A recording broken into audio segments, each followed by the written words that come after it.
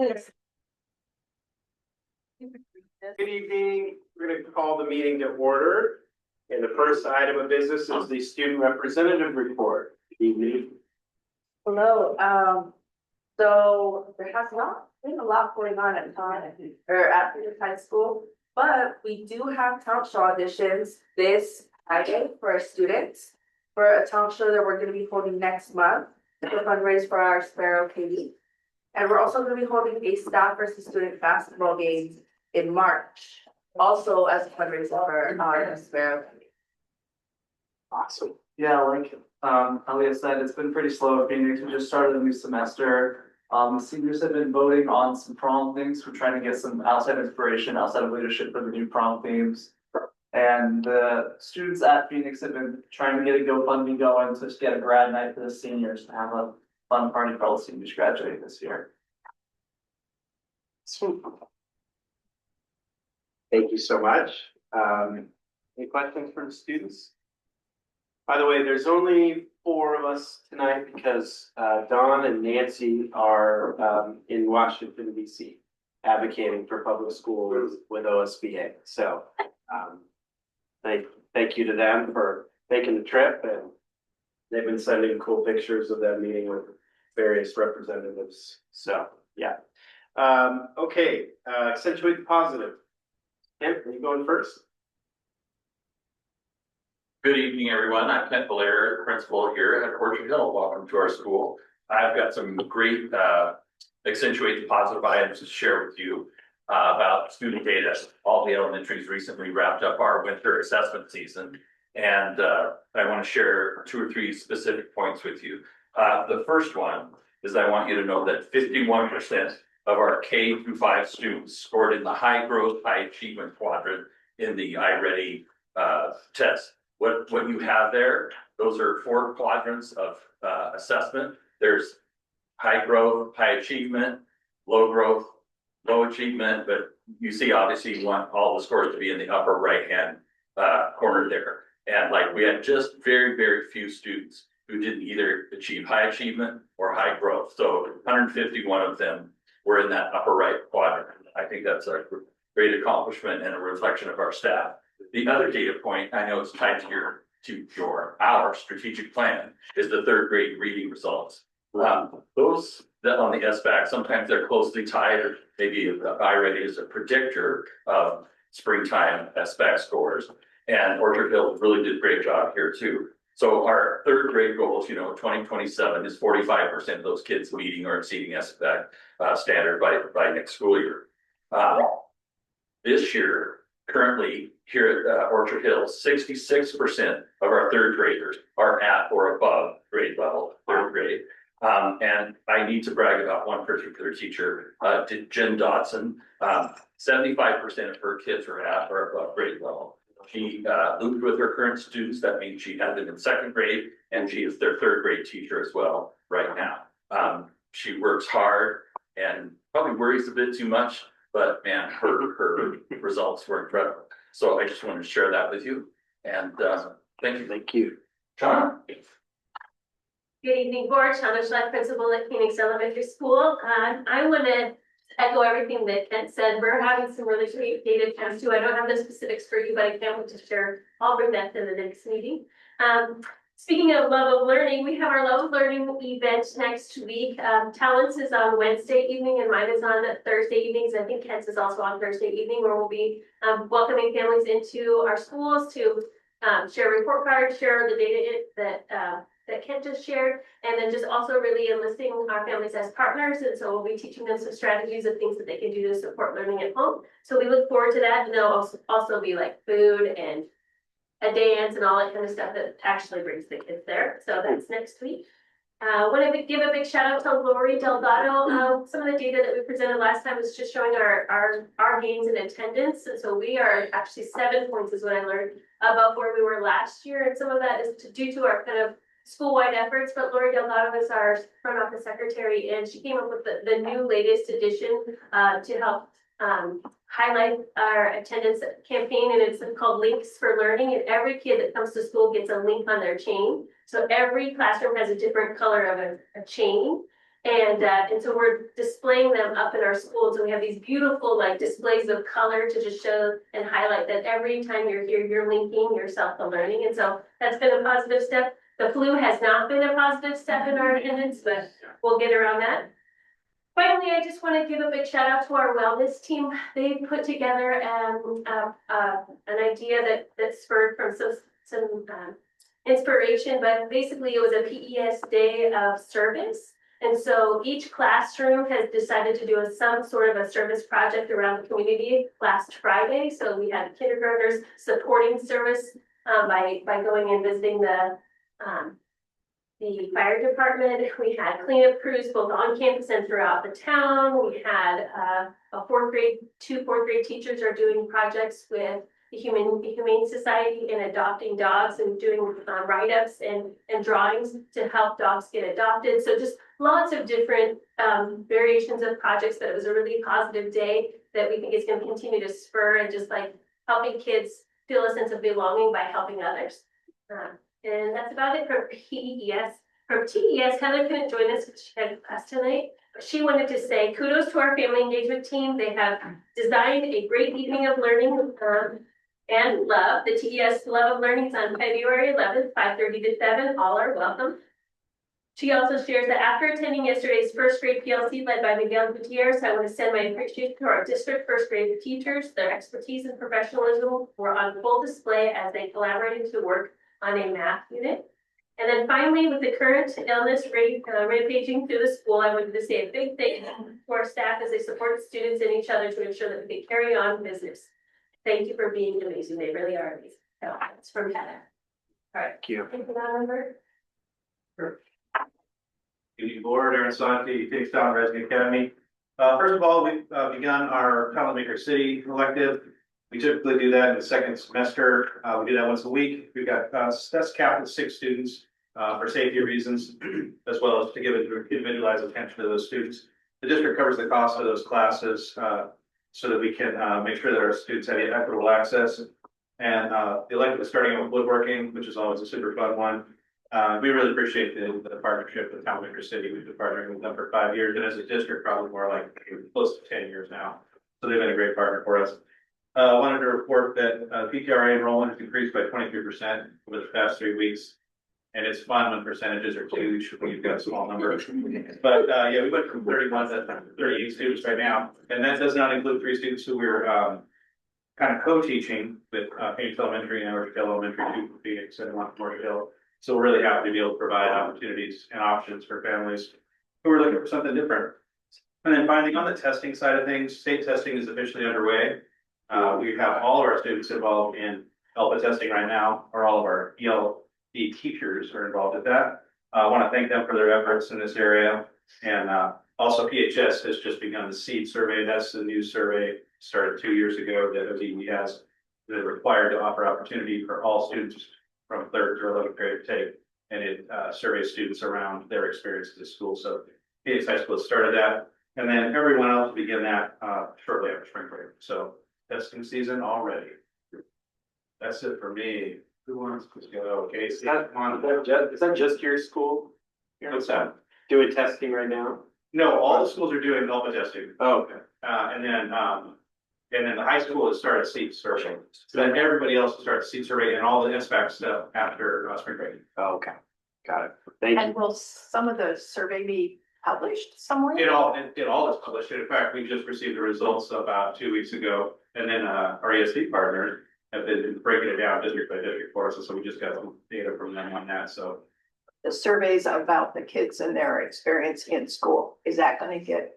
that's what I'm talking. Great. We just received last year's survey results. Yeah. Okay. Does that make sense? Yeah. Okay. Good evening, board. Casey Olmstead, principal at Talent Middle School. I just have a couple of announcements. It is National School Counselor Week. And so just Liz Fletcher and Bree Bates. I know that shout them out often, but just continuing the work that they do and the heaviness that they carry and carry so well for so many of our kids. Not only like socially, emotionally, but academic goals that they're creating with kids this year has been a new and welcome addition. to our school, so I'm grateful for them. And then I just want to be Derek Rodman and all of our coaches and Kelly Case, who's our new music teacher and does band and color guard and a number of other things as well. Just always and continue to see the impact of our kids being involved in something beyond school, the belonging that it creates as a result. We have a sixth grader right now that is wrestling, and he's like made for wrestling. But he and it is like transformed him as a student. Just seeing it like firsthand. I think part of it is so tired that you're not about it, but I think just continually reminded of the importance of the programs and having opportunities for our kids beyond the school day. I was adding this because then we talked about ELPA testing that was brought up, and so Lauren Forward, just want to give her a shout out to the amount of work she's doing right now, pulling kids, testing kids, and so I know it's a lot of work. That's all I got. Is that the place we're standing? You can stand up in that.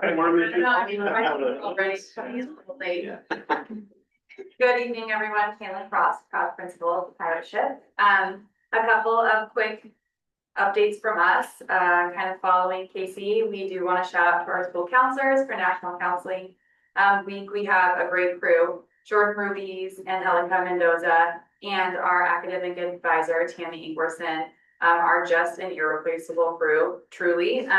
We couldn't do even a third of what we do without them. And so their care for students and just attention to detail and also the big picture at the same time is just phenomenal. So shout out to them. Another shout out to some staff in our student services department, our graduation coaches, Skylar Blind and Alejandro Velasquez, who are also coaches and mentors for so many young people, have been crunching data and getting students to believe in their own potential as we finished up Q2. They also ran a tier 2 intervention of Wednesday school for freshmen who were behind, and that changed the trajectory for a lot of freshmen. And so I just want to shout out to Skylar and Alejandro. Our staff engaged in a core review today and celebrated many successes. I don't know if you heard about our recent graduation rate or anything, but we also were able to celebrate, as you heard in my JAP presentation, we have been spending time on writing across the curriculum, and our winter diagnostic scores from the IXL for our 9th, 10th, and 12th grade students show significant growth. And while our 11th grade isn't a bunch of growth, it has been holding steady, and we're really proud of that. Last but not least, we also want to shout out about our state testing. Thanks for that, Erin. Carrie Miller, Jackie Weber, and Liana Sandoval, as well as Maria Lee, helped our ELPA students finish, our ELD students finish the ELPA in a record time with great participation. And Alyssa Barber, among a million other things, is now our testing coordinator, and she's rocking it.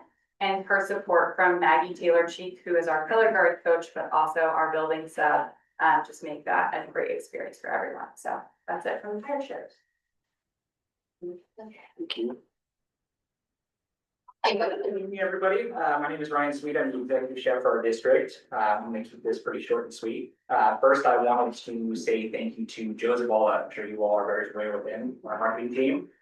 He's been great for any LTOs or new vendors that we're having throughout the district. It's been really awesome. More specifically, last week, he created a really cool promotional video on the beef apple salad pairing that we're doing at elementary schools on February 19th. Again, that's that pairing with Early Life Farm School.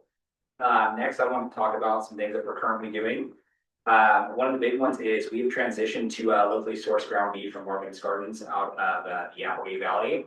So every day now at the secondary schools, Talent Middle School and Phoenix High School will be having ground beef fresh from our Nacho Taco Bar.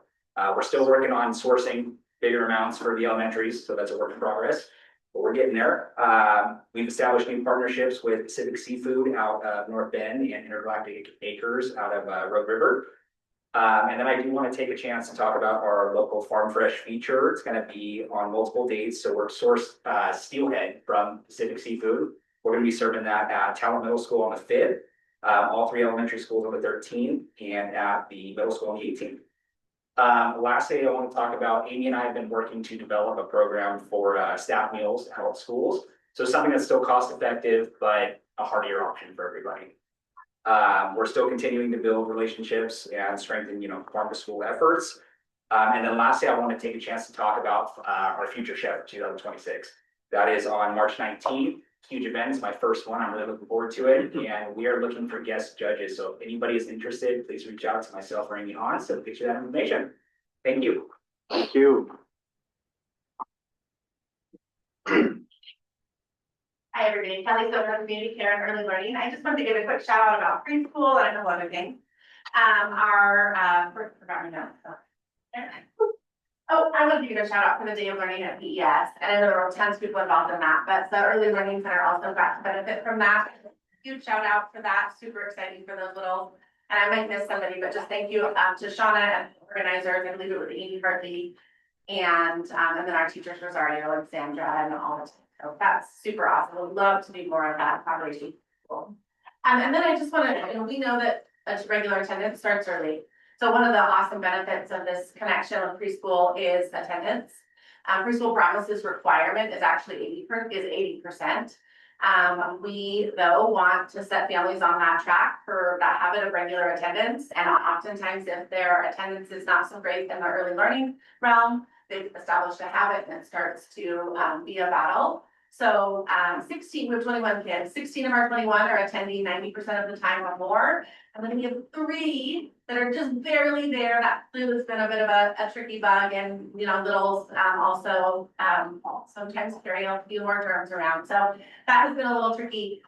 We recently though had sort of a problem solving, obstacle removing kind of chat with a conference with the family around that. How can we help regular attendance? What are some of the barriers? How can we help? And it was really productive, but also happens to be a parent at Phoenix Elementary. And the mom made a comment about how she knew what a priority that was because it's such a message at Phoenix Elementary. And she mentioned the sign as you come through around like their daily attendance. So it was just a really great way to connect, right? We share families, we share our goals and things like that. So just a shout out to Phoenix Elementary for their PR in that. And hopefully we're helping to set families up for that expectation of regular attendance. And then the last is I'm helping to support social studies teachers this year as they look at curriculum materials in 6th through 12th grade. And I just wanted to give a shout out to those teachers in middle school and high school. We have 3 publishers that we're still evaluating, and they are digging in and learning a little bit about what those curriculums offer, what are some of their benefits, what are some of the drawbacks. It takes extra time outside of their regular class schedule and their normal workload, and they're really taking that on. They're piloting some materials, trying different things so that we can make a really informed decision about the best options for kids.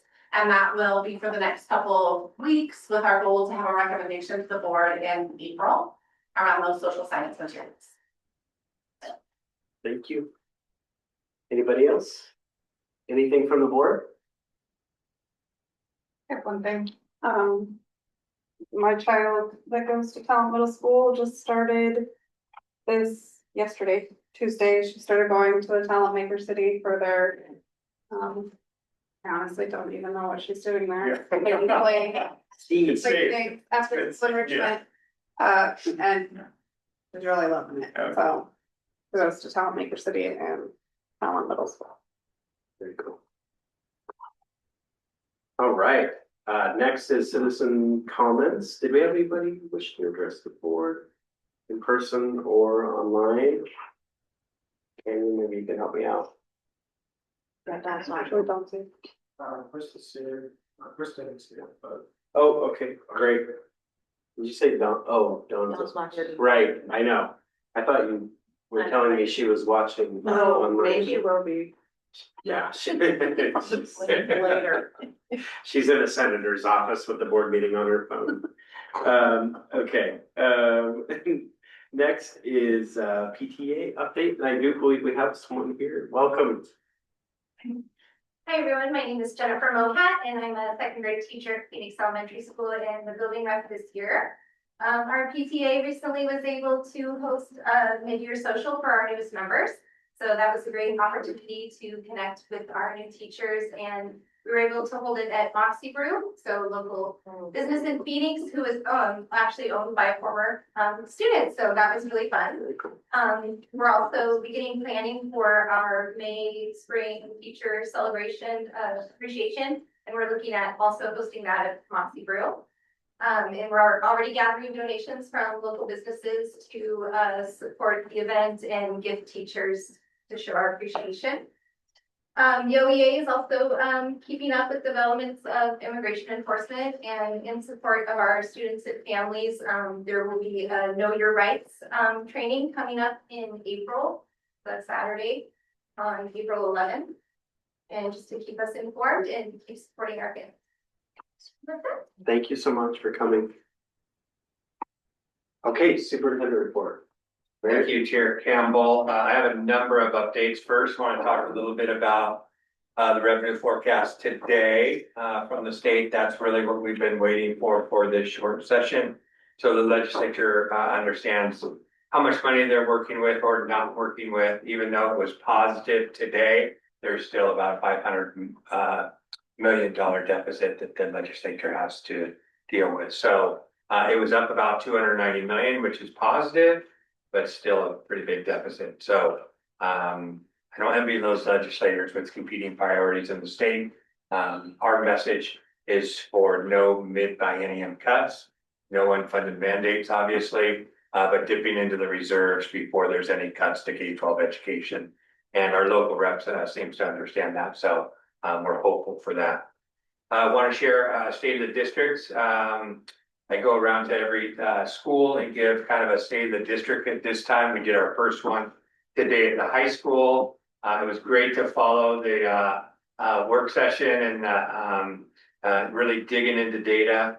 And we will have Denise share the next times and dates and sites that we'll do those state of the district. But really enjoyed doing those. It basically shares information on how we're progressing on our strategic plan, and also just transparency on some budget outlooks that we're facing in the future. I will just tell you, part of that presentation, we're looking at as far as budget goes, attrition and trimming rather than really layoffs and cuts. So we're in a good position moving forward, but we're still being very cautious. I also want to remind you, last year we were flirting with the idea of sending out an RFP, which is a request for proposal for a preschool here in Orchard Hill. We have Head Start here, but there's a huge waiting list to Head Start. And so now is the time. We do have the space in this building, and we have the need for preschool in our community. So we are going to send out a RFP later next week with hopes to get a partner on board, which will really be no cost to the district. It'll model very similar with the preschool that we have in Talent, where they utilize the space and they bring in, I think they have 20 kids at that preschool. So we're looking to do something similar. So excited to see how that process goes. If you want to be a part of that selection process, we'll send you the dates, and some of you who've been part of RFP process with bond and construction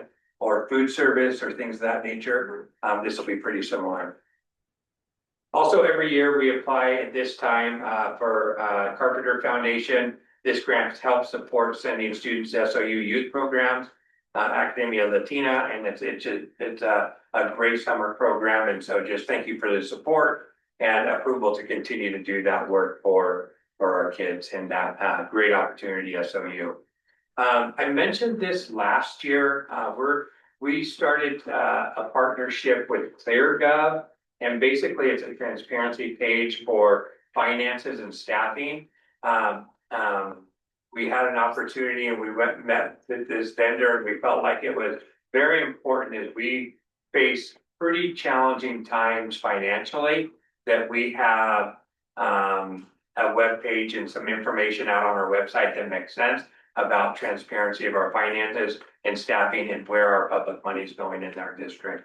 Yasmin has been working really all year to set that up and making sure it's connected to visions in our financial programs as well. We hope to, been a little bit of a hiccup, but we hope to put that in place either later this spring or the summer for next year. We also have discussed boundary changes a few times with the board. We were really we were pretty far along before the fires and about ready to make a boundary change as far as the elementary enrollments go. We've paused that just because we have such a different community with the fires. We do have some we do, just for example, we have a 55 and older pre-fire homes that was burned down. Now it's not 55 and older, it's just any family, there's no restrictions on that. And so, which is close to Phoenix Elementary, closer to Phoenix Elementary, but it's technically in the Orchard Hill attendance area. So we may bring something to you to get some easy fixes on boundary changes, but to actually do full-scale boundary changes, I think it's a couple years away when the developments begin to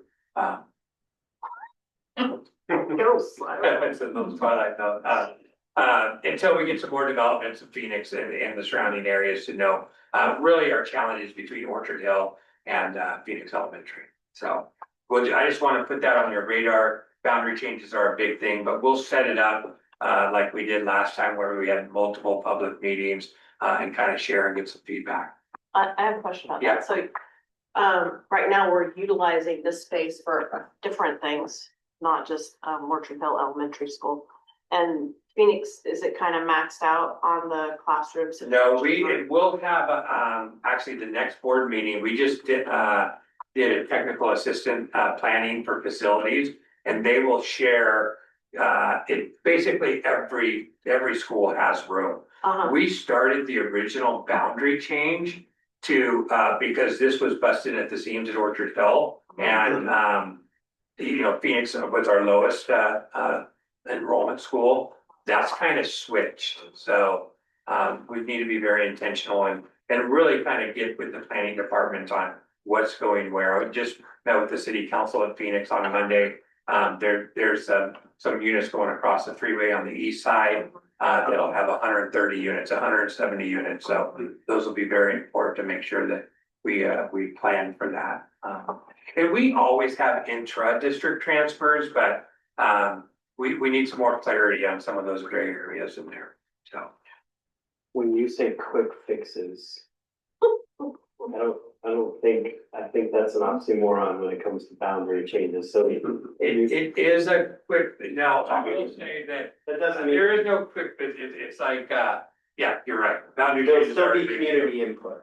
Yeah. In other words. And I think we'll get community input on the families that want to see that change rather than filling out an intra-district transfer when you're less than a half a mile from Phoenix. Right. But going to work, but your Orchard Hill is your shorts area. Yeah. So, Okay. I appreciate you calling that oxymoron. The boundary changes are not easy. And, but I think there's some, well, I don't even want to say no-brainers. Nothing's a no-brainer anymore. Right. I was listening, but then you said boundary changes, I was listening even better. So, yes. In your packets also, you have some information from the ESD that they've been sending out periodically, just keeping it updated. We'll hear from Mark later. I just appreciate Mark's leadership. He's a new ESD superintendent, has already made some incredible improvements, and he'll get a chance to share a little bit in our informational discussion when we talk about the local service plan. Just out-of-state travel, just a reminder, we like to just inform the board. The board does not need to approve those, but our golf team's going to Chico, California in March. Tomorrow, we're having a coffee with the superintendent in this area. We had one in Phoenix and Talent, and now having one in Orchard Hill, Oregon Mountain Coffee tomorrow at 8 a.m. Hopefully, if you can make it, we'll see you there. And then quarterly meetings, Denise sent out available dates for coffee or lunch to get together on our superintendent one-on-one meetings. And I think that does it. Okay, good. Any questions? Awesome, thank you. Okay, next is our targeted feedback survey selection. And I think we have Kristen joining us. Hi, Kristen. Hi, everybody. Hi. See How her. are you? Well, how Good are to you? see you. So we are, as you know, we're doing something new this year, where we are, having OSBA help us with a targeted feedback survey. So Kristen, maybe before we dive into selecting things, you could just explain what that is, why people do it, why it's beneficial. Yes, absolutely.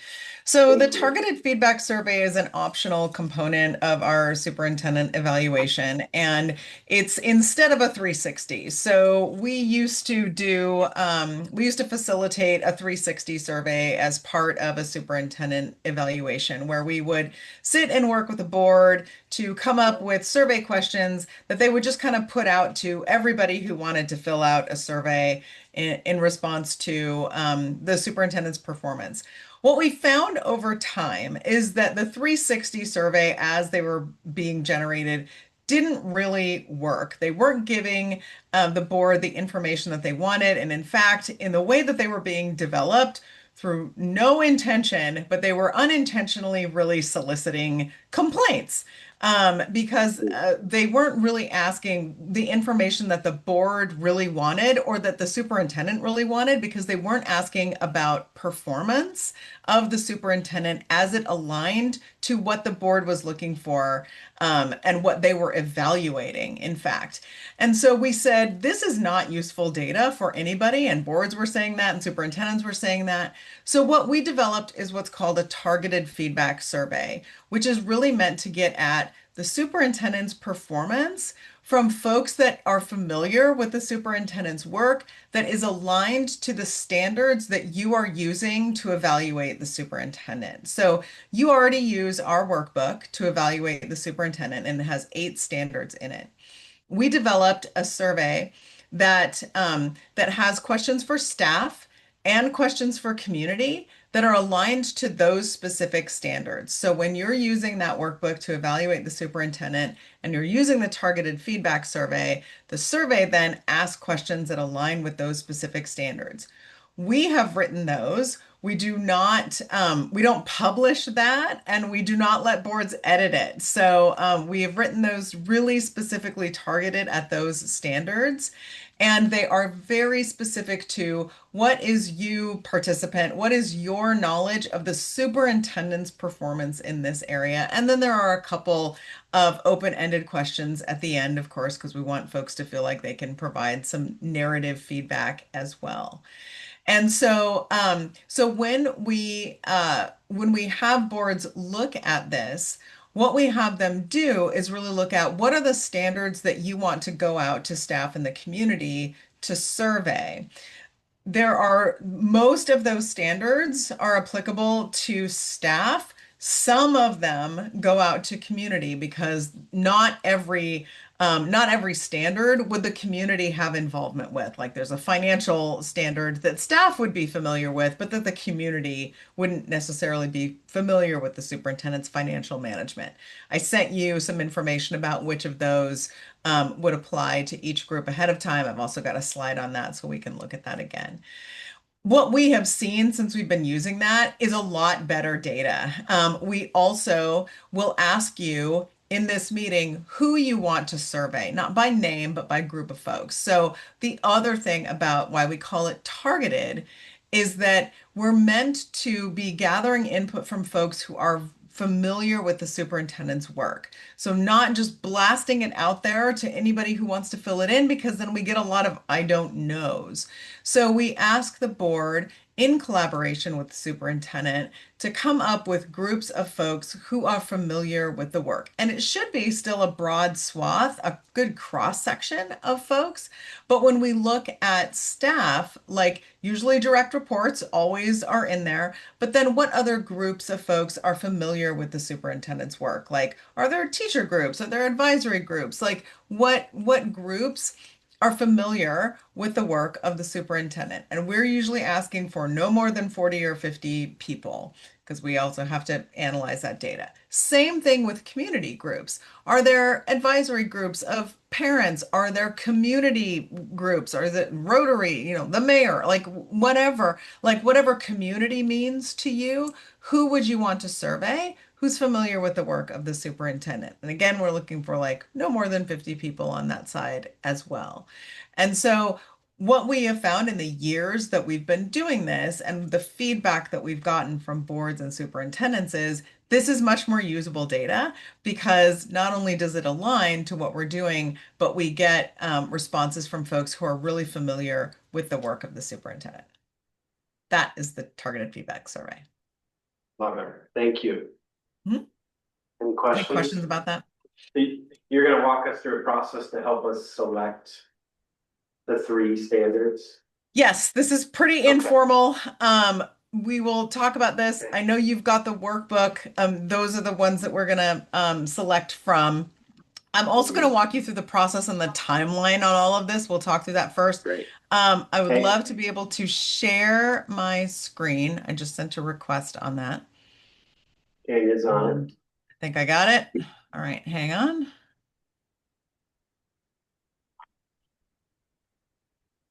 All right, I think you can see that. So let me go through that. Let's talk about timeline and everything first. And I sent this all to Denise, so she's got this. So we'll take this step by step. This looks really complex, but I want to walk you through this. So tonight we're going to do standards selection for the targeted feedback survey. What I ask you all to do in this, and I know that I won't work with you as board members directly, but what we need, because we will administer the survey from our end, is once you select your participants or your groups of folks, what I need back from the district is just emails. Like I just need emails. And that would be due to me by February 9th.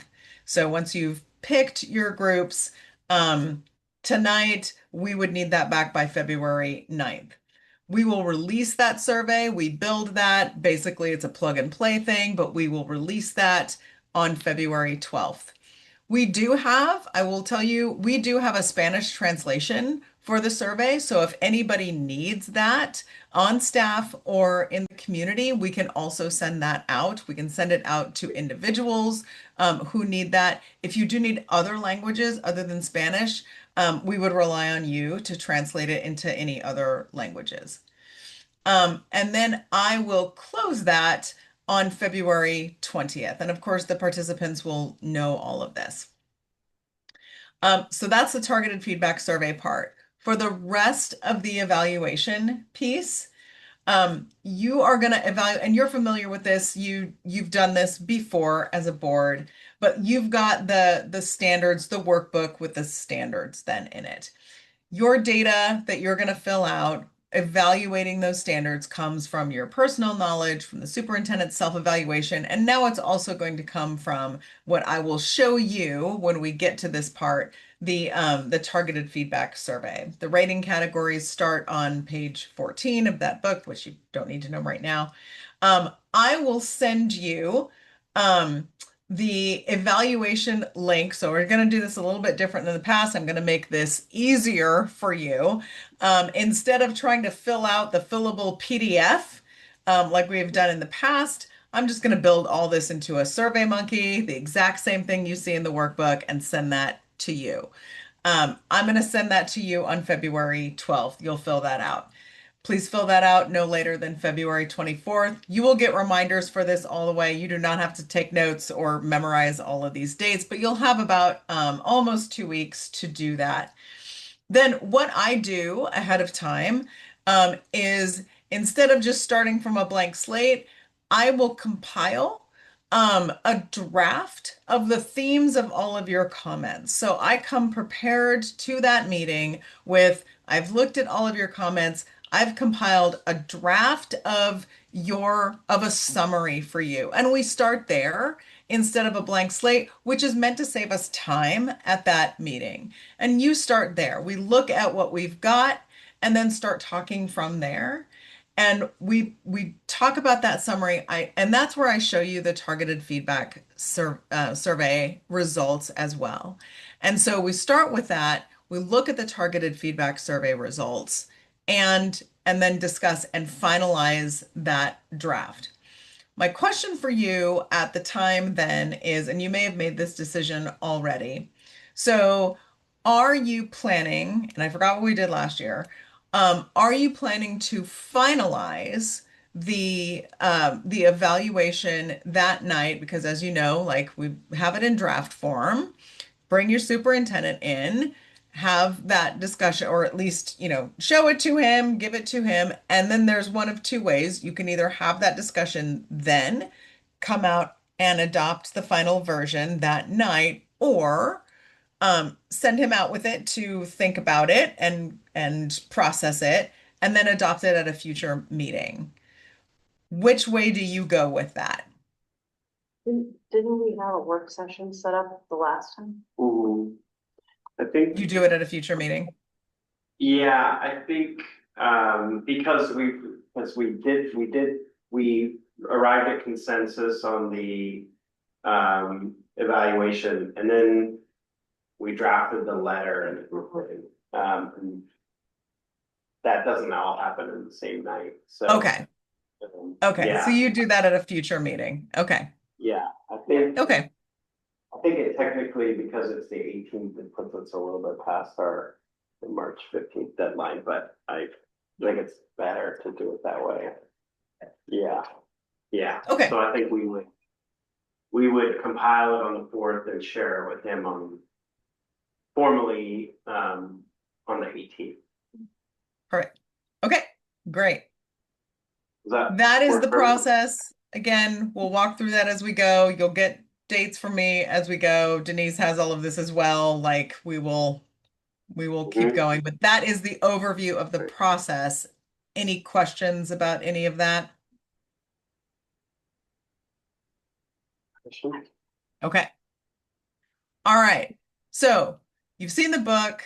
I sent you that thing in advance about the survey standards. And so just so you know, this is what I wanted you to see is that here are the standards and here's where they overlap with. Here are the standards that staff have questions in, and here's the standards that we would send out to the community. Your job is to choose 3 of these standards. Now, we don't do 3 different ones for staff and 3 different ones for community. We do 3 standards. And the reason that we do 3 is because we don't want to oversaturate our participants with tons of questions or folks get survey fatigue. This turns into about anywhere between like 13 to 17 questions total. And plus a couple of open-ended questions. Anything beyond that, and we just, folks get tired of answering questions. They don't want to take super long surveys. And so we asked the board to discuss the importance of these standards and decide which 3 pop out. Now, sometimes what I hear from boards is, look, we want to choose 3 standards where the community is going to be represented in all 3 for sure. Sometimes I see boards talk about like, hey, these 3 are important and the community, there's no community in questions in one, like we've got to talk about financial management. We understand there are no community questions in that, that's okay. And so it's not, it's neither good nor bad that there aren't community questions in some of these. It just depends on what is your priority for asking the questions. Is it community? Is it the standard? That is the discussion that's up to you. But that's what I wanted you to see is where are their questions and where are there not. So what we will walk away with tonight are the 3 that you want to ask about, and then who are the groups of folks that you want to survey. So that's the next conversation is, did you get an opportunity as individuals to think about your priorities? Yeah. Yes. I'm worried about, we need to ask Dawn. Yeah, so maybe she can mail hers tomorrow or something. But I feel like her input is important. Did we get Rick's input? Nancy And not shared Rick. hers. Nancy shared hers, but Rick and Dawn haven't shared hers. We could give our things, and if we align, then give, I don't know how you want to do it. But I'm thinking about Dawn Yeah. specifically, and Rick probably. Yeah, Well. Yeah, herding cats. Is there a way for us to give our options that we want tonight and then possibly give theirs tomorrow if we can get a hold of them through? are you tracking with that, Kristen? We're missing 3 people tonight. We have, Nancy sent in her priorities. So what would you recommend? Is there a way to, get that input? Or I know you're up against it because we have to, she's gotta start gathering contact info and stuff, so. So the only thing would be if you all came to some sort of consensus tonight and Mhm. the other folks who weighed in Mhm. said something wildly different, what would we do? Mhm. Right? Mhm. Like if they all aligned, that would be fine. Right. That would just be supportive. But if they said Mhm. something different, then it would be like we would need to have another meeting to come to consensus. So, Yeah. and I recognize, and this is me saying this to any board, not your board. Like I recognize that, that is key, and it would be super ideal if everybody had sent in their thing or was able to participate. And like, I'm not sure how to rectify it, Right. if somebody's not here to have the conversation, We given just that we have are kind of up two, against a timeline. yeah, we have too many good advocates for public ed on our board, I guess is I our problem. know, So, I know. And good- that good DC problem to trip have, is but- super great. I've been on that DC trip many times and it's really important.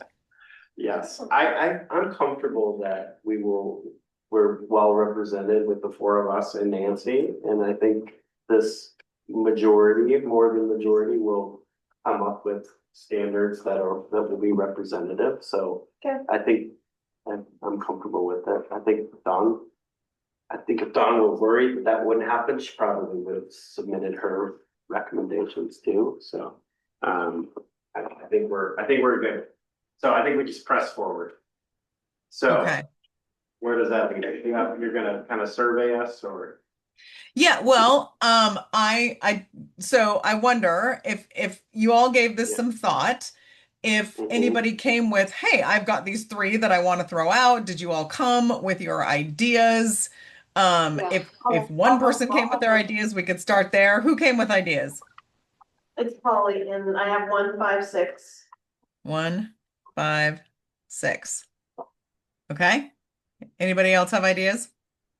I have 1, 5, 8. 1, That's Rebecca. 5, 8. Okay, Rebecca. I'm Diana, I've got 4, 8, and 5. 4, 8. Oh, not a. I see a No. theme. Okay, Michael. Hang on, let me give you Nancy's first. Okay. Nancy had 5. I think it was 1, 2, and 3. Well, she numbered them 1, 2, and 3, but. Yeah, She had 1, 3, and 5 for Nancy, Okay. and I had, hang on, Too many places up here. I had 3, 4, and 5. Okay. So 5 shows up every single time. Everybody had 5. Can we say 5 as a Yep. go? Yeah. Okay. Let's see. 1 shows up 3 times. So here's how it falls out, the rest of it. 1 shows up 3 times.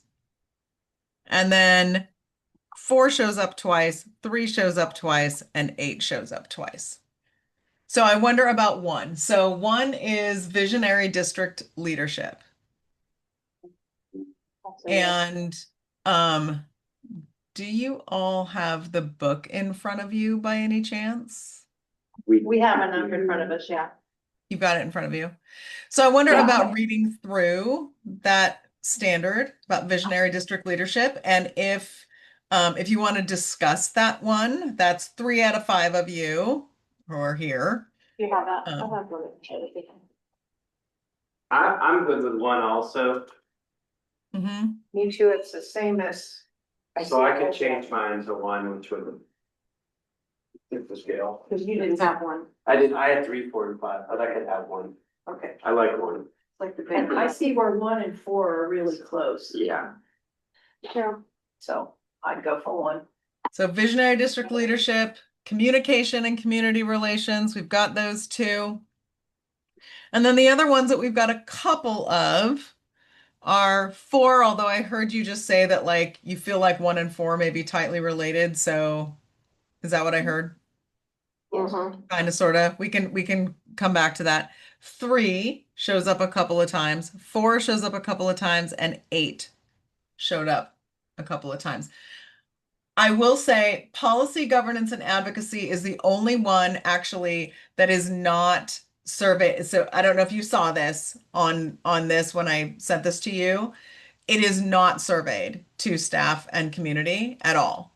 So that one mostly has to do with the relationship with the board and also advocacy, external advocacy that staff and community may not have anything to do with. So I think we need to like take 8 out because it won't be surveyed.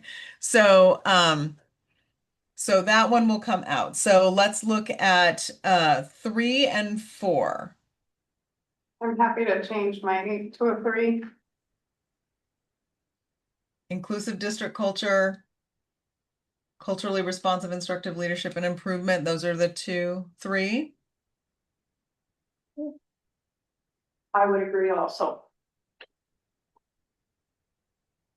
3. And then Michael, you had 3, Nancy had 3. 1, 3, and 5. What's that? You had 3, you had. No, I'm changing my 8 to a 3. Okay. And so we're saying, Diana's changing her 8 to a 3. Oh, yeah. Yeah. Okay. Yeah. I So think we we're have good 1, with 3, and 5. So we have visionary district leadership, which surveys both. That's 1. Inclusive district culture, which surveys both. And communication and community relations, which also surveys both. Okay. Perfect. That was easy. Okay. Now let's talk about groups of folks that you want to. And this is where I will invite your superintendent into the conversation as well, because I think this is a collaborative conversation about like who knows the work and you know, I mean, like you all know, but Superintendent Barry knows the, you know, like who knows his work. And so I would love for this to be, you know, like who should be included in this, because it's a tight group of folks. And so, like I said, with staff, we often start out with direct reports and then who comes out from there. And I will also say that to the extent that we can, these surveys, this is why we do it. These surveys are anonymous and confidential. Now, our attorneys would say, like, can we ever promise that fully? No, but like, we don't ask for any identifiable information. And so like, folks generally feel comfortable, like, you know, providing us information because we don't track anybody's name or IP address or anything like that, just so you know. So keep that in mind when you're thinking about who you'd want to survey. So let's start with staff. I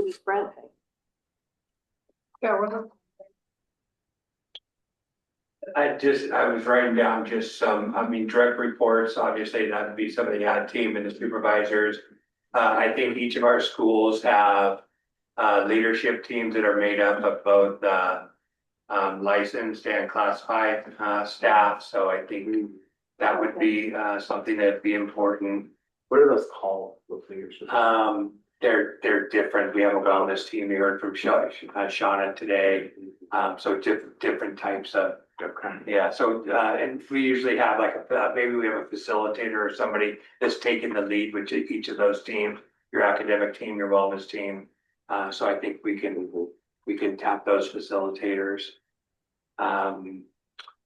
Association leadership, you know, for staff, in different departments, maintenance and facilities, technology.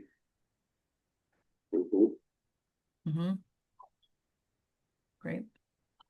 I mean, is it 40 or 50 no matter what district size, or is there No, not Is there- necessarily no matter what district size. I would say like at the outer edge, I mean, Okay. 40 or 50, you know, I mean, if I'm working with Pinehurst, probably like we're never going to get 40 or 50, right? They're the anomaly. I like to use them though as the example anomaly. I mean, right there, we're up to probably about 30 or so. Okay. Yeah. And, yeah, And I think that's fine. If that feels right to you for like, you know, I mean, if that feels right to you as far as like this is a representative group of folks, then we can I usually say that just so that you know the outer edge of like what we would, because I wouldn't want 100, you know, like whatever. Like, a question I always have is, even though they're not our staff, it feels like kind of family. I mean, looking at food service and transportation partners, you know, would that be more community or would that be more staff? Or are they involved in any of this? Well, how would you consider, so these are contracted folks that work for, I mean, this is like, Yeah, true. Yeah. so these are contractors that would work, like this is like the sub association that you would, or the, Yeah. They're contracted employees. that's a good question. I think I would consider that probably closer to staff, right? Because otherwise you would hire them for those jobs, but I don't know if that would be the right, because when I think of community partners, I think of like, I mean, and you can define community how you want to, but I would think of like, you know, like community-based organizations or local Sure. government or, you know, something like that, that is different kinds of support instead of working inside the district. I want to add that we talked a little bit about Laura Millette. Yeah. Maybe tapping her on the communication and community relations piece and having that Spanish option. And then for those- liaisons, yeah. Yes. Yeah.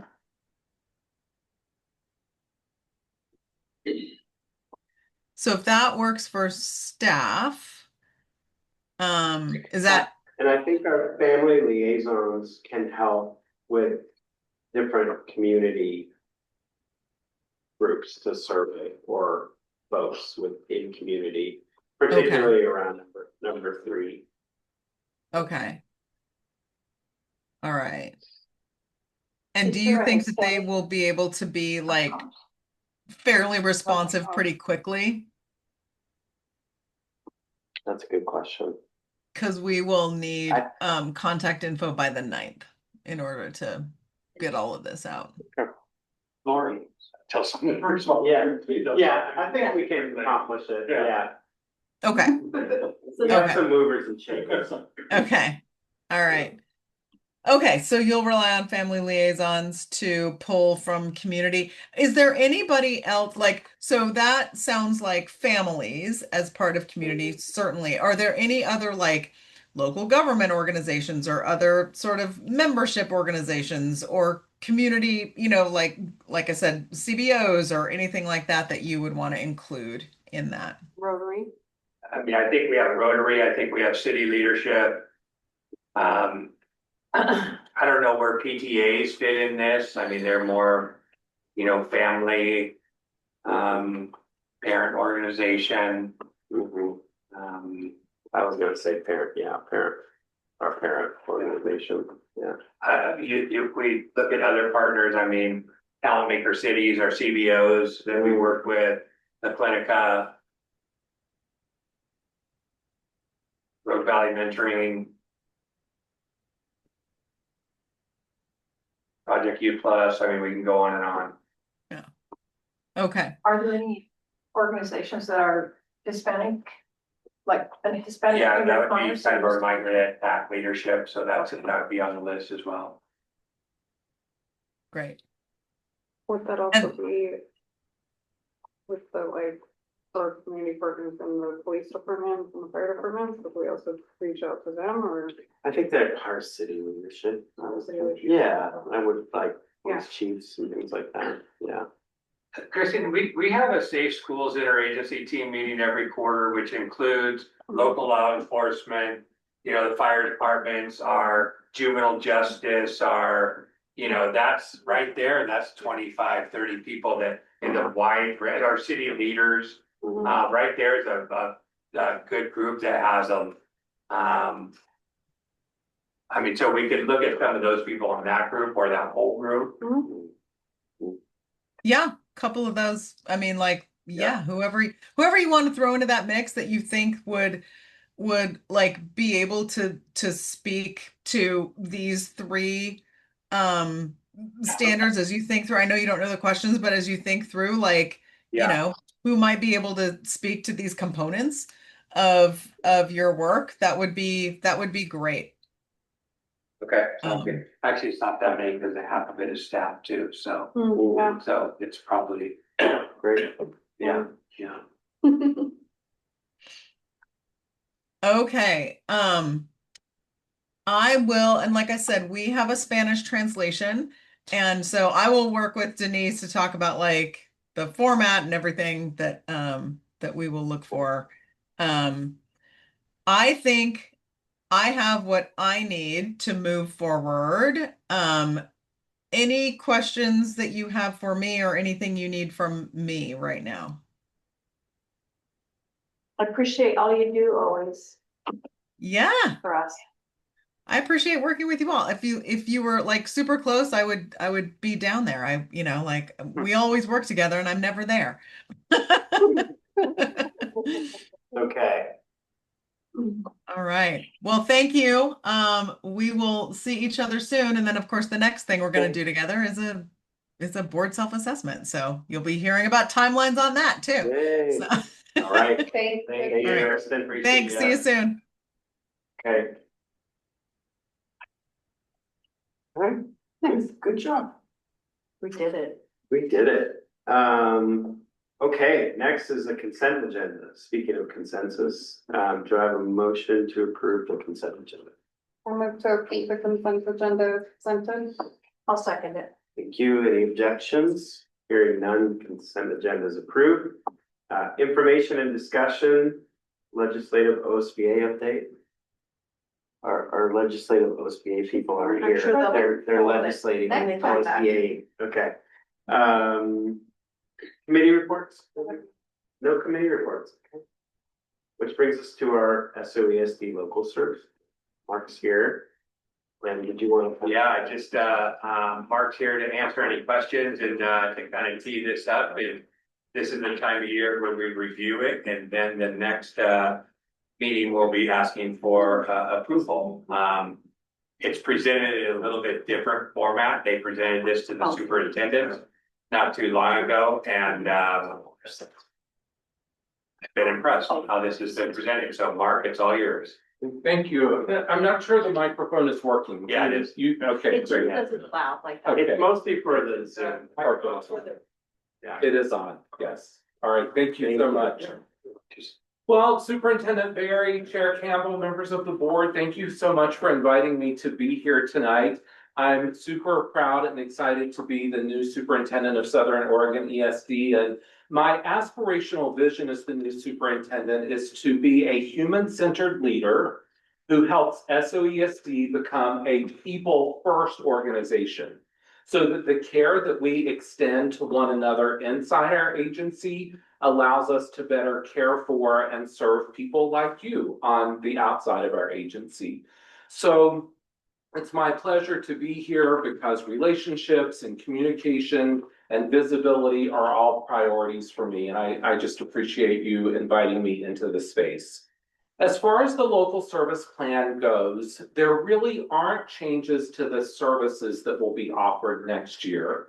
We started a process in September internally and with the superintendents talking about the services that were in the current LSP, and the consensus was that we were doing the right kinds of things and that we wanted to continue that work. What is different in the LSP is the formatting and the amount of visibility that I'm trying to provide you. We restructured the agency, our administrative team at the beginning of the year, and hired our first ever coordinator for communications and partnerships. And I said to Aaron Green, I want the LSP to be more like an engaging children's book. instead of a report. And Aaron created this for me with lots of pictures and graphics in the hope that it would be more engaging and keep the reader's attention. So the formatting is different. The other thing, as I mentioned, is the level of transparency. So if you want to kind of walk through the document, I'll point out some things that are new in terms of us trying to be more transparent. On page 2 in the document, we have listed the population of each of the counties we serve and each of the school districts we serve, just to help our readers of the document understand the diversity. I got a kick out of hearing Chris, mention Pinehurst a few minutes ago. On page 3, we've included the pictures of all of our board members. 6 of our board members, 6 of the 9 are new this year. And we wanted to point out who your representative is for your district, Ariel Bloomer, by the way, you'll see her picture there. On page 4, I mentioned that we restructured our administrative team, and so we included a detailed org chart so that you can see what each of our administrators does at the agency. On page 5, we're really trying to standardize our language and vocabulary inside the agency. We often hear people say that they're not sure what we do, and one of the reasons that we think that is because we haven't been good about talking about it the same way outside of the agency. So we're really trying to standardize our language and make sure that everybody talks about us the same way to help people better understand who we are and what we do. On page 9, we've included for the first time the actual budget numbers in addition to the percentages. So in the past, you would likely have just seen the percentages and not the actual budget numbers. And on page 10, we've tried to include a graphic representation with that dollar bill graphic of exactly how the money is spent. On page 11, you'll see that we have included for the first time the amounts, the dollar amounts for each of our 4 statutorily required divisions, and the amount of LSP funded FTE and the amount of non-LSP funded FTE at the agency in each of those 4 divisions. And then on pages 13 through 21, where you actually see the items that are part of the LSP, for the first time ever, we've included which counties each of those services are in. Some of our services are available only in Jackson and Josephine. Most are available Jackson, Josephine, and Klamath. There are a couple that are available only in Klamath. And then there are a few regional services that are provided through contract with ODE that are not only our 13 component districts, but also Lake County and Douglas County. So for each service, you'll see where those are provided. So that's kind of the overview of the document and the ways that we're trying to be more transparent with our component districts and anyone who picks up the fun children's book to read through. And I'll be happy to answer any questions. I'm just so pleased not to see every page full of initials of things that I have not a clue what they're talking about. I'll pass that along.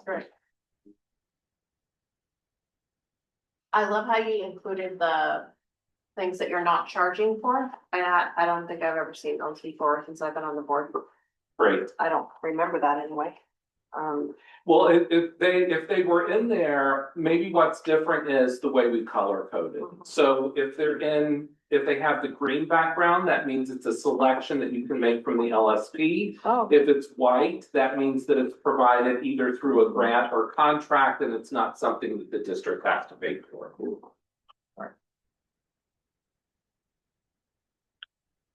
This is, I think, the 10th that I've approved, and it's the best I've seen so far, so thank you. Yeah. You're very welcome, and I will pass that along to Aaron, our communications and partnerships coordinator. Very nicely laid out, and yeah, thank you very much.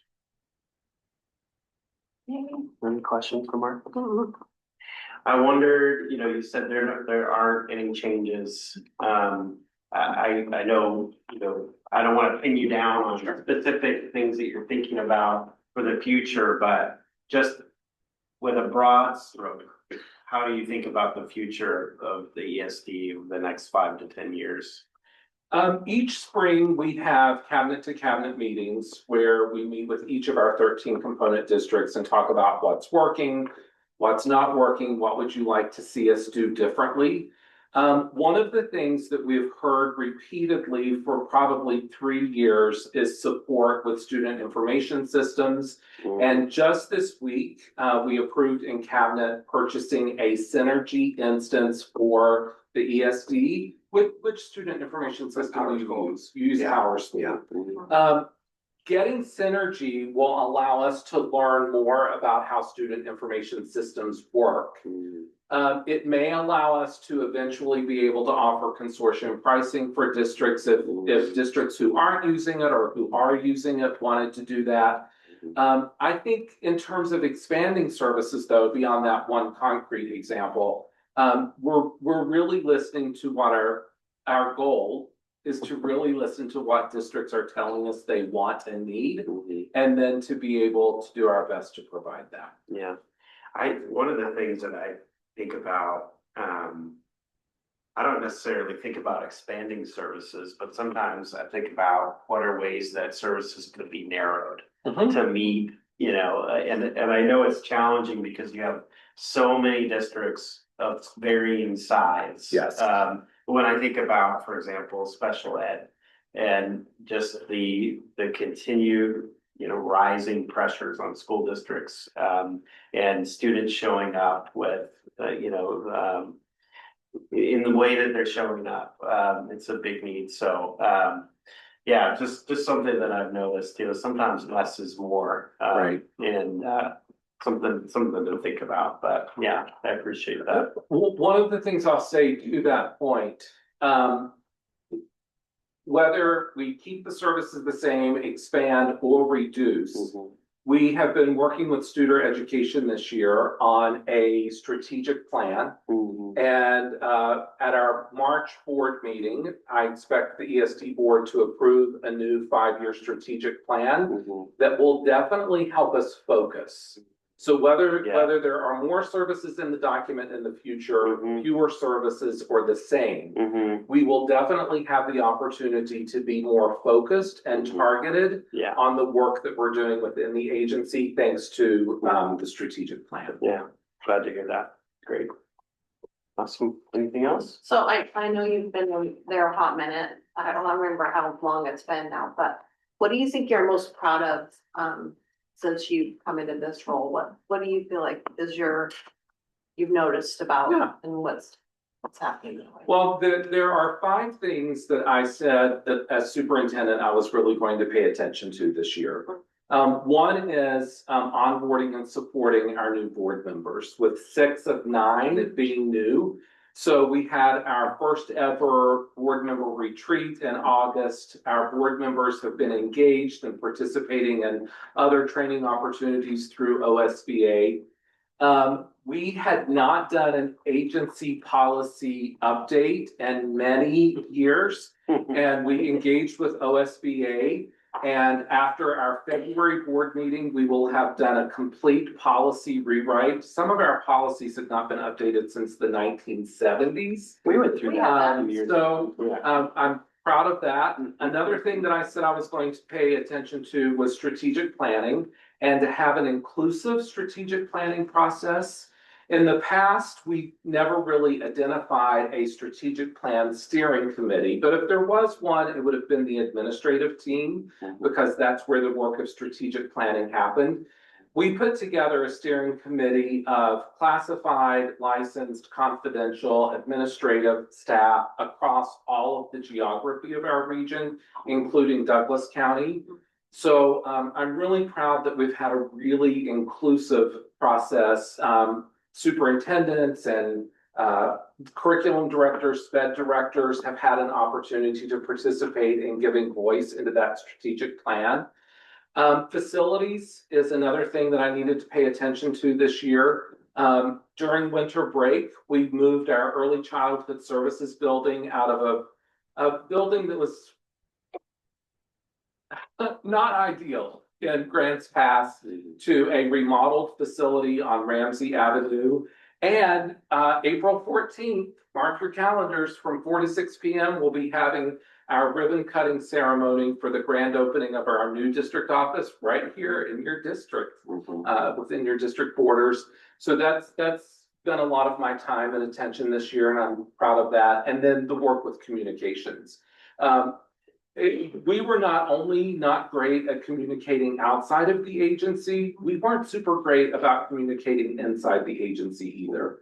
And so I'm really proud of the work that we're doing to try to do a better job of understanding who we are, what our mission, vision, and values are, what our strategic priorities are, and how we're going to move together collectively to best serve and support our districts. So great. Yeah, I'm excited for the new building. Yeah. That's like just a little bit ways down from my childhood home, and Oh, great. I'm just so glad to see that built up fires. It's Yeah. really wonderful to see that happening now. Thank you so much. You're very Appreciate it. welcome. Thanks for coming tonight too. And also sitting through another targeted feedback survey process. Thank you. Okay, we are going to take a recess. Let's reconvene in 9 minutes. Are you all ready down there? Yeah. All right. Yeah, thank you. Welcome back. We have two action items. Number one is criteria for evaluating the superintendent, and this is for next school year. So do I have a motion? I move to adopt the current criteria for evaluating the superintendent as presented. Second. Okay, any discussion? You're supposed to say our names. Oh, I'm sorry. Oh, thank you, Holly. Thank you, Rebecca. Thank you, Denise. Any discussion? All right, Diane. Yes. Oh, Yes. Rebecca. Yeah. I vote yes. First student renewal. I'm definitely gonna have some, I don't know. if Yeah. I'm gonna Kick this one Yeah. off. Can we talk about it? Yeah, absolutely. So I sent, we had one last time that was much different terms, it started off at 10.25, the first year, and then 5%, 5%, 5%, 5%. Yasmin did numbers. We came back with, pretty much what you see here in these terms, 5% the first year, 4% the second year, and then 3, 3, and 3. They countered with the stipulation that if the CPI was higher on years 3, 4, and 5, that a minimum of 3%, with no maximum, and we countered back to say, if the CPI is, it could be whatever, it's not gonna be 7 or 8%, but we wanted a maximum there of 5%. CPI the last 3 years been under 3%, like 2.7, 2.9. Wasn't on the first one 13% on the year? That was if we did a 2-year renewal. Okay. Yeah. I was trying to look at that, I wish we had a chart when I was doing this. We just got this afternoon. I was like trying to make sense of what it was and what it is. Yeah, so when they countered with some other things too, and Yasmin and I were on the phone about basically we can do this, like this is what we can do. So we, that wasn't gonna be able to do. We were gonna probably have to look at going out for RFP. But the thing that was nice is that we kept the same fleet replacement. And so that's been the same from the get-go. Okay. So in the 5 years that we continue with this contract, we'll have 16 new buses, which is nice. Definitely loaded at the end. We also negotiated a little bit on the lease. You'll see at the very bottom, there's another, based on the rate sheet, there's some adjustments we made on the lease. So we reduced the lease the first year. And this was because our bus manager is, when we look at comparable positions, is drastically underpaid. And so we wanted to make sure that we and Janelle's been working for the bus barn for 30 years, so. So we wanted to have some flexibility where she could get, you know, something that she can deserves, and so we did that with the adjustment in the lease the first year. And this, so it's $1,000 a month, the first year, $2,000 a month the second year, and then years 3, 4, and 5 is $3,000 a month. And so, we made some adjustments on that lease. You talked about approaching other districts, or other districts are going to be going through this, or did you reach out to them also? Yeah, so reached out to them, and so there's 2 other districts that use, well, 3, including 3 Rivers, but 2 other Jackson County. They'll be up for renewal, 1 next year and the 1 following year. And so when we sent this to Thad, we do have some agreements and some termination of agreements. We just need to give them a sufficient notice. So if we wanted to go out and combine doing RFPs, we would have to send official notice based on what this termination agreement is. Okay. Within, I think it was 120 days or 180 days. I wonder if there's something there for that comes to that place where we can collectively come together. Yeah, we do have an option to terminate and do it by group. We just do need to put the, make sure it is within that time frame. Okay. 6 months, right? Is it 180 days? Yeah, so for convenience. Okay, yeah. That's what I read earlier.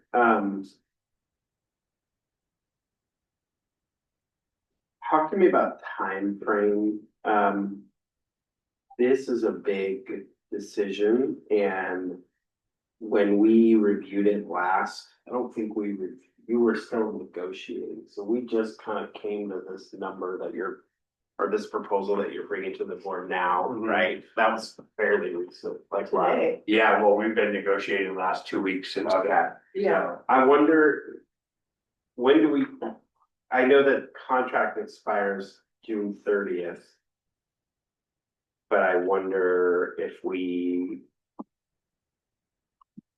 if someone were to table this and we put it up on the 18th. We would have to get approval. We had to get approval because by contract, we needed to approve it in January. Oh, And so if we don't approve this now, we'd have to we'd be out of contract and seek approval for, okay, till the 18th. okay.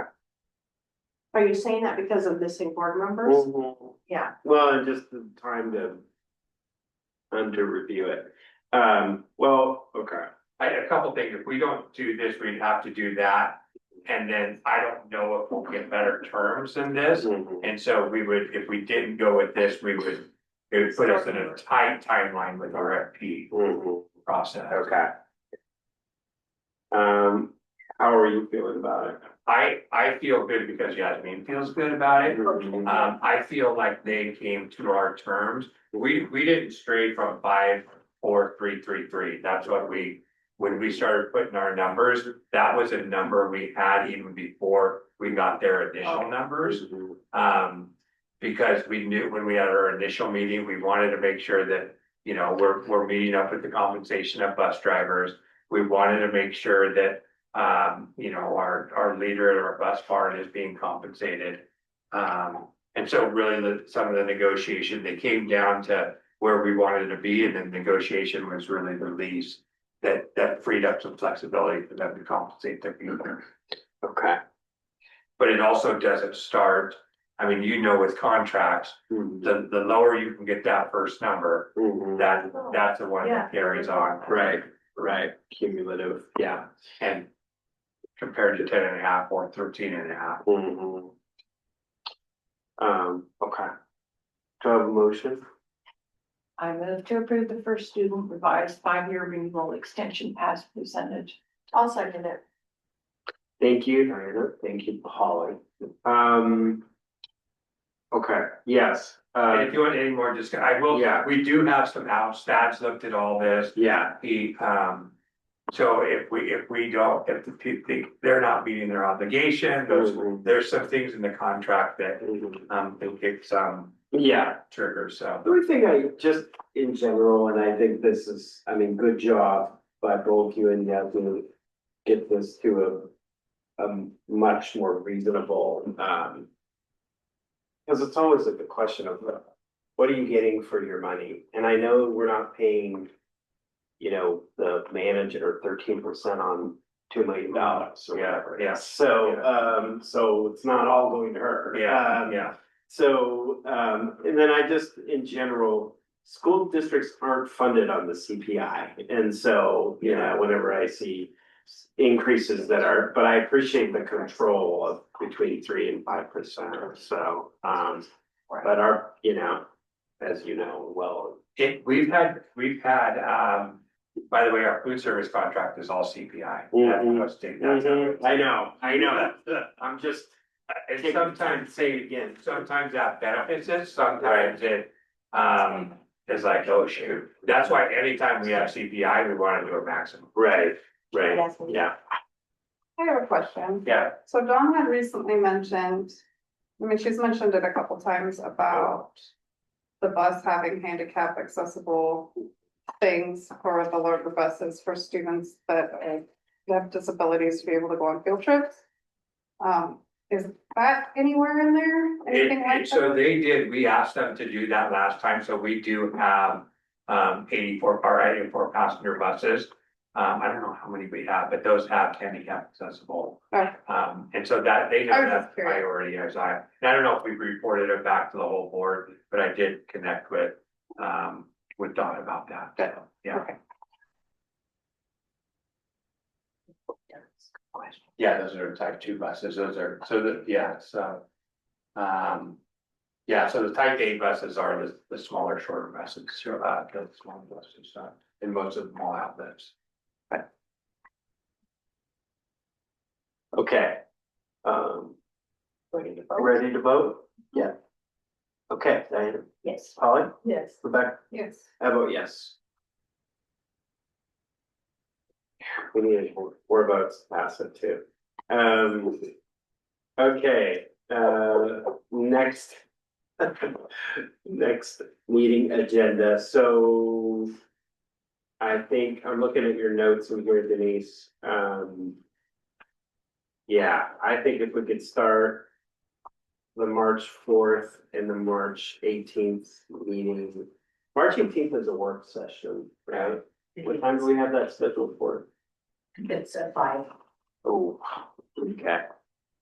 We might have to. So that'd be really early for 90 minutes. Yeah, we'll probably have to start the work session at 6 and do the evaluation at 4:30.